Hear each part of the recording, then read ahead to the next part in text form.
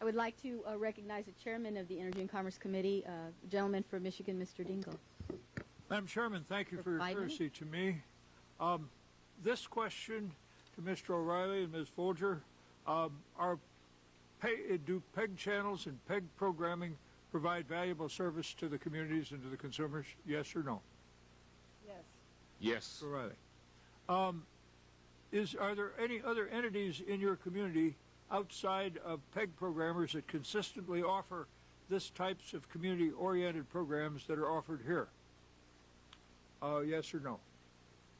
No, with the exception of local broadcast. Ms. Folger? I didn't understand. Does anybody else offer the kind of service that you get out of PEG channels? No. Now, Mr. Cohen, I understand that the community of Grand Rapids, Comcast, offers 4 channels that it owns on the basic service tier in addition to local broadcast signals and PEG services. These channels are Comcast Information, Comcast Local, Comcast Marketplace, and Comcast Real Estate Review. In the events that led to this hearing, I understand that Comcast chose to cease provide PEG programming in an analog format rather than moving your own channels to the digital tier.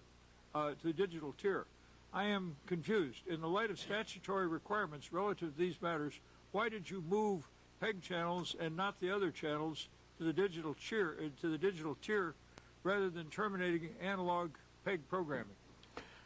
Mr. Chairman, I'm not familiar with the Grand Rapids situation. I will look into it and get back to you. I can tell you that elsewhere, and I'm sure the same will be the case in Michigan, that we have migrated or even terminated some of our own local programming, which, by the way, comes with its own controversy, because that local programming is like PEG programming and does provide local content. But the fact that they are our channels does not protect them from digital migration, digitization, or even complete closing down, and I will get back to you on the details in Grand Rapids. Now, Ms. Toriano, I note that AT&T has filed a request on behalf of UVerse for a waiver on the FCC's emergency alert system requirements, our national and regional public safety alert system by which consumers are warned of imminent harm. Is that true? Yes. Now, I'm curious, why did AT&T launch a service that did not provide the required alert? And is there a reason for that? The alerts are viewed on all of the national programming, and we are in the process, the technical experts are in the process making it available throughout the entire lineup. See, it is my understanding that when an event like Katrina or 911 comes along, this kind of national alert or local alert is extremely important. Now, national alerts are important, but if it's going to happen in your backyard and it's not big enough to attract the attention of national networks, it could be that the fellow's got a problem. It might be an airplane dropping in his backyard and causing no small unhappiness, or it might be that there's a small tornado headed towards him and he ain't going to get the family to the basement in time. And I would agree with you, and we would agree with you, that our communities are important, and that's why our technical experts are working on it to resolve this just as quickly as we can. You are working on it. Mm-hmm. Thank you. Now, Ms. Toriano, again, we have heard from many who are concerned about the manner in which AT&T provides PEG programming. I believe that there will be, in the course of this hearing, some comment on that.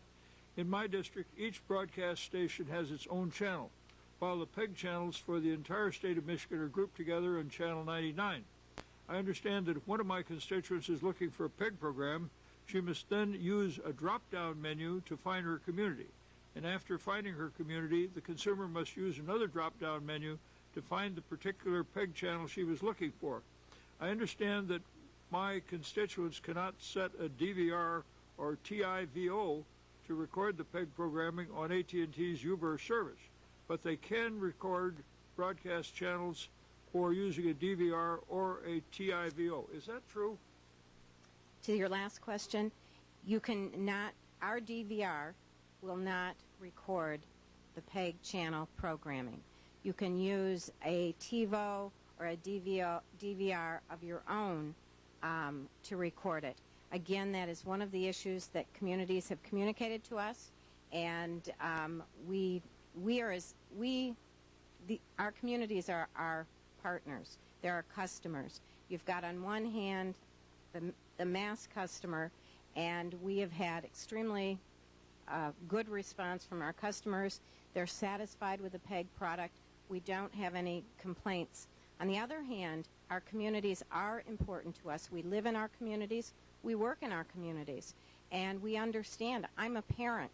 I understand the importance of PEG. I used to, every morning when there was snow on the ground, turn on my TV to determine if my kids had school.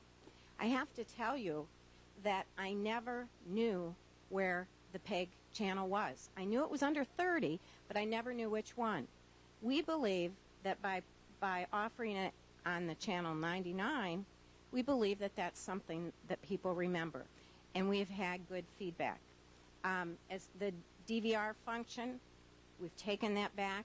There are a number of issues, as I talked about before, the EAS, that we've taken back and that we're looking at it.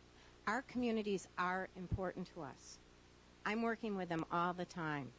We don't want them dissatisfied. We do understand the importance of PEG. We want them to be satisfied as well.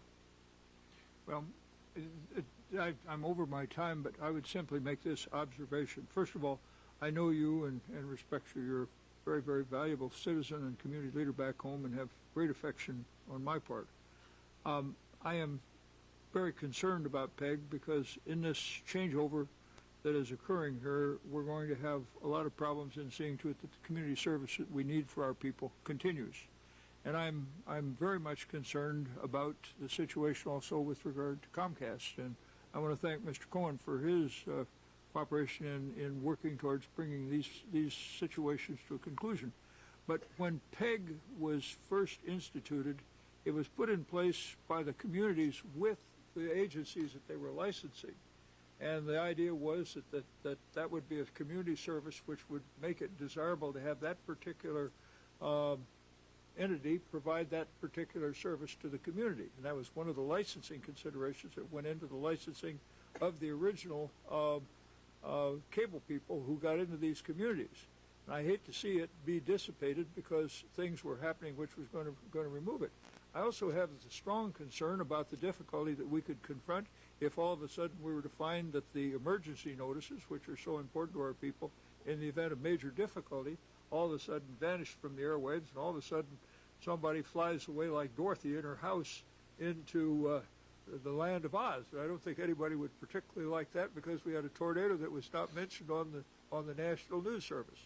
So I hope that we will be able to continue working with you and with Comcast and with others, and we can establish in the mind of all that PEG is very important, emergency service is very important, and that we will have the cooperation of all concerned. Thank you for your presence today.